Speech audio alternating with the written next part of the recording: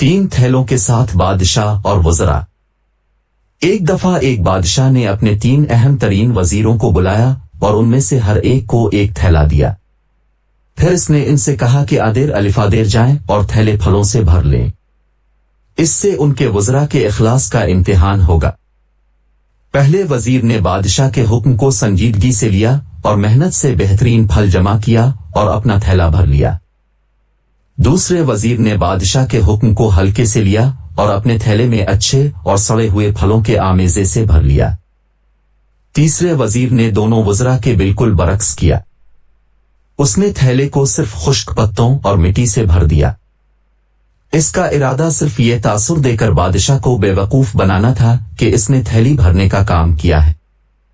इसके थैले में एक भी फल नहीं था। तीनों वजीर अपने थैले लेकर बादशाह के दरबार में वापस आए। ये पूछे बगैर कि उन्होंने क्या जमा किया, बादशाह ने हुक्म दिया कि हर वजीर को 3 माह के लिए अलग अलग जेल भेज दिया जाए। जो खाना वो खा रहे होंगे वो वही है जो उन्होंने अपने थैले में जमा किया था। पहला वजीर खुश था क्योंकि उसके पास रहने के लिए अच्छे मियार का खाना था। वो बिल्कुल परेशान नहीं था।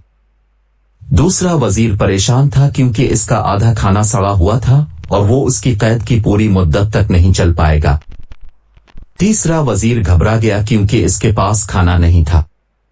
वो बादशाह के हुक्म की बजाय आवरी में गाफिल और काहिल था। कहानी का इखलाकी सबक, हम में से हर एक ऊपर वाले वजीरों की तरह है। हम सबको एक किताब दी गई है जिसे आखिरत में इस्तेमाल करने के लिए हमें नेकियों से भरना चाहिए। हम में से कुछ मुखलिस होंगे और बहुत सारी नेकियां जमा करेंगे।